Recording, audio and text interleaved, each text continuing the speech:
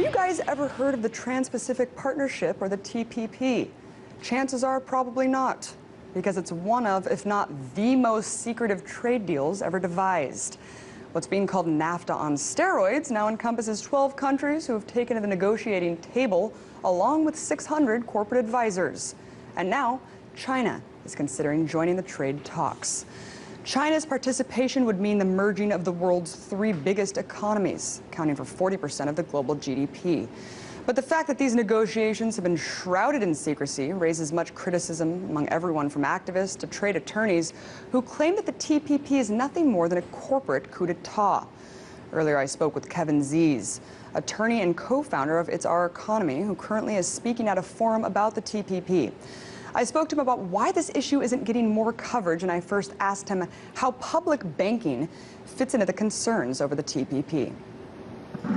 Well, the TPP is really a privatization of, neoliberal kind of policy, privatization of all sorts of services.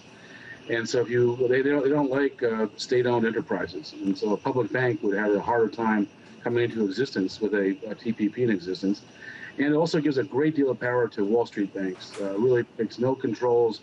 There's no controls put on for money going into or out of countries, which really gives them a great deal of control over those small countries' economies.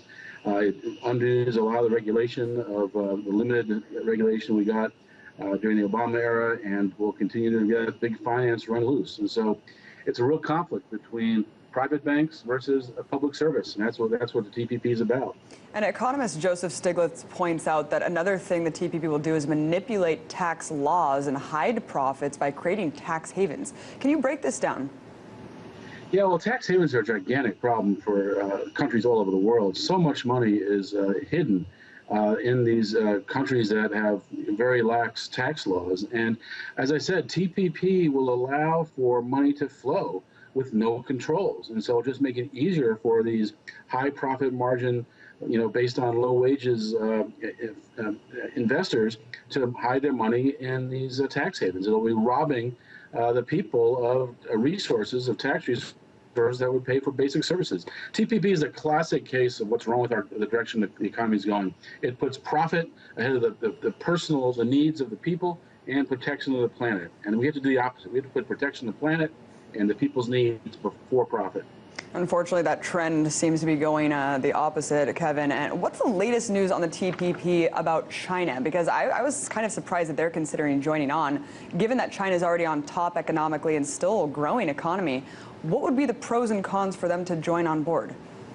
Well, I think that's a really interesting question, and it's a complicated one. I mean, China is, the fastest growing economy of the big economies, and you already have the number 1 and number 3 economy in the TPP. That's the United States and Japan. So people have been referring to this as the Asian trade agreement without China.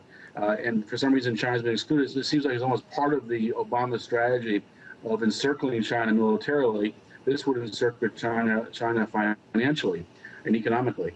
Now, I think there's real problems with China coming in, because the state-owned enterprises view of the TPP is against state-owned enterprises. If you look at the energy sector, the transportation sector, health, a lot of the big sectors in China are state-owned, and so it would be a radical shift in their economy. So I'd be really surprised to see how that works. But almost either way, TPP will hurt China. If they come into the program, they move more and more toward a neoliberal privatization, big finance, capital-controlled economy, which is not good.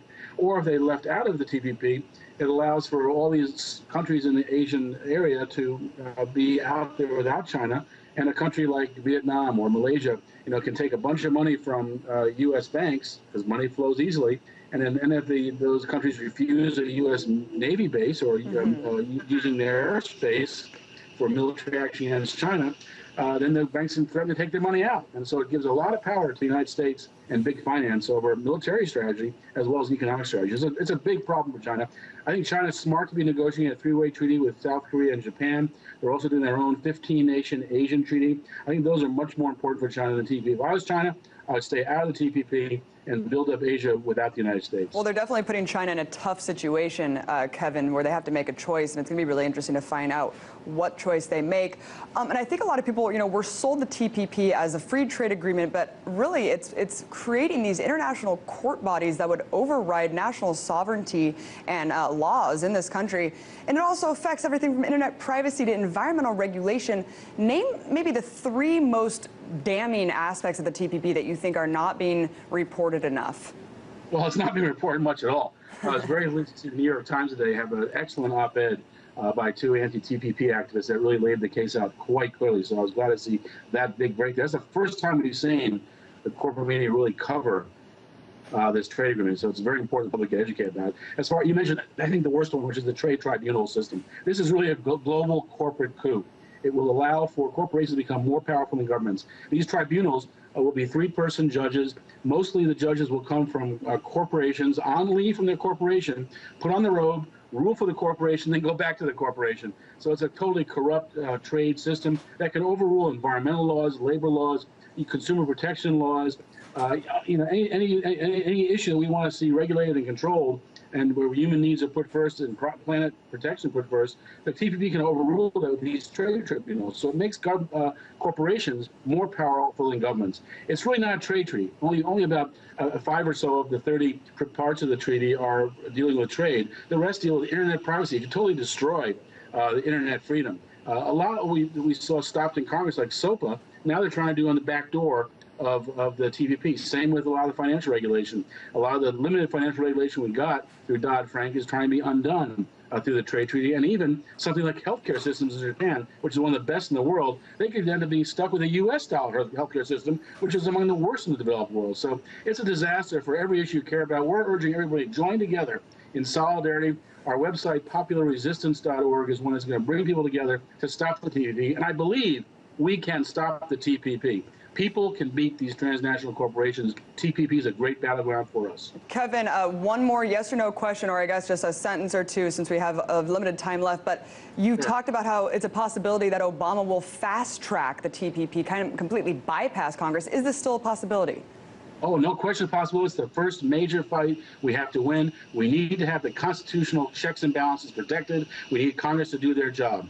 Thank you so much. Kevin Dees will definitely be following this story more in depth. Attorney, co-director of It's Our Economy. Appreciate your time. Thank you very much.